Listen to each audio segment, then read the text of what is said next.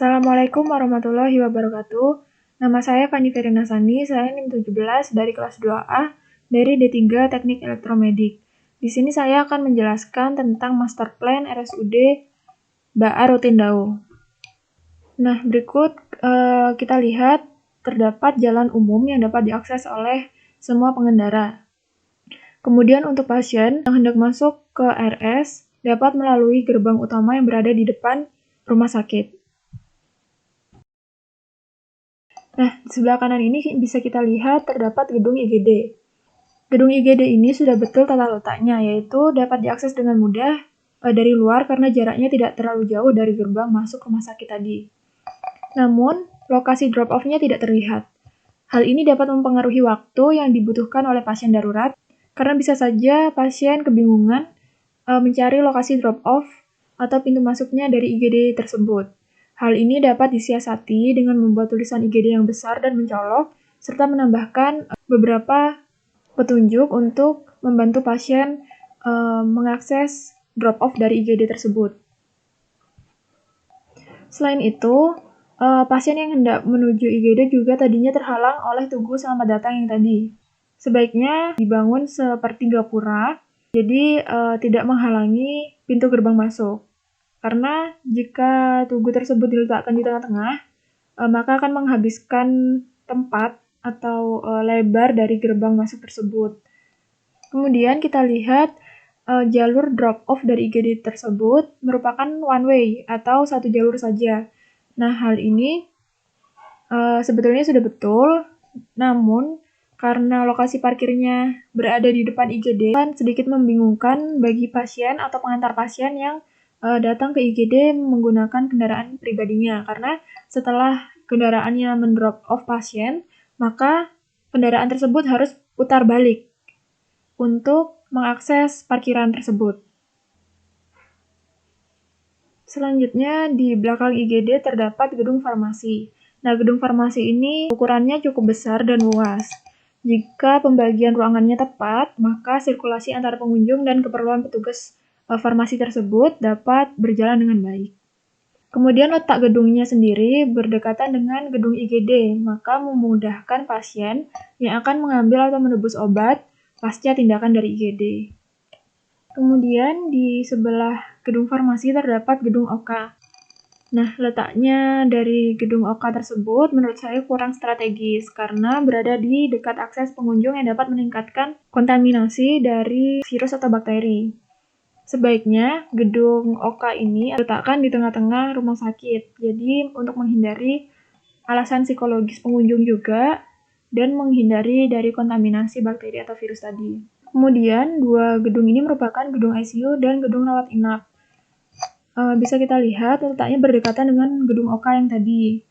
Hal ini dapat memudahkan pemindahan pasien pasca operasi atau pasien yang hendak melakukan operasi di gedung OK.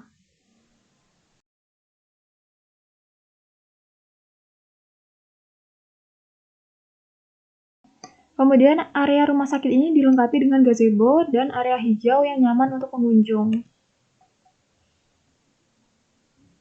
Kemudian bisa kita lihat gedung berwarna hijau ini merupakan gedung rawat inap khusus anak. Gedung ini berada terpisah dari gedung rawat inap biasa karena didasari oleh pertimbangan psikologis dari anak-anak supaya menimbulkan kesan yang tidak menakutkan.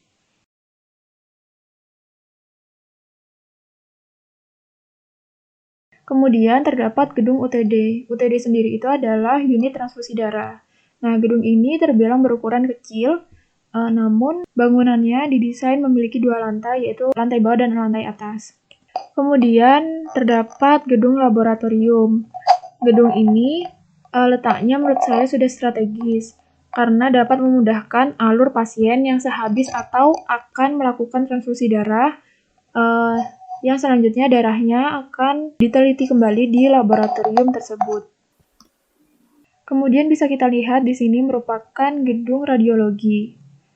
Menurut saya letak gedung ini sudah strategis karena terbilang berada di sisi belakang dari rumah sakit.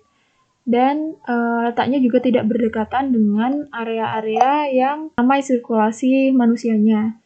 Hal ini juga dipertimbangkan untuk menghindari paparan radiasi. Selanjutnya adalah instalasi gizi. Instalasi gizi ini berada di dekat gedung rawat inap. Hal ini memudahkan staf gizi untuk mengantarkan keperluan pasien untuk rawat inap. Yang berikut adalah gedung VCT atau Voluntary Counseling and Testing. Gedung ini terletak agak jauh dari kompleks rumah sakit yang ramai. Pertimbangannya adalah gedung VCT ini merupakan tempat yang digunakan untuk khusus pasien atau pengunjung yang hendak tes HIV atau AIDS.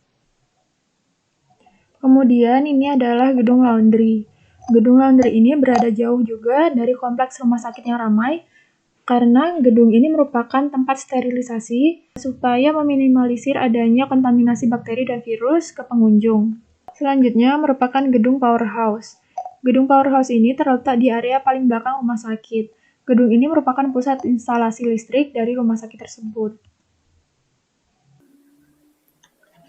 Lalu yang terakhir merupakan ruang admin atau staff. Gedung ini berada di area yang berbeda dengan area masuk bagi pengunjung, untuk menghindari adanya kontaminasi silang. Nah, dapat kita ambil kesimpulan bahwa rumah sakit ini sebetulnya tata letaknya sudah strategis, namun menurut saya masih perlu banyak perbaikan dari segi tata letak tiap gedungnya dengan banyak pertimbangan. Hal yang sangat perlu diperbaiki adalah akses antar gedung, karena pasien yang hendak mengakses antar gedung harus terpapar dengan area bebas. Seharusnya setiap gedung terhubung dengan koridor tertutup atau koridor yang beratap. Sekian dari saya. Wassalamualaikum warahmatullahi wabarakatuh.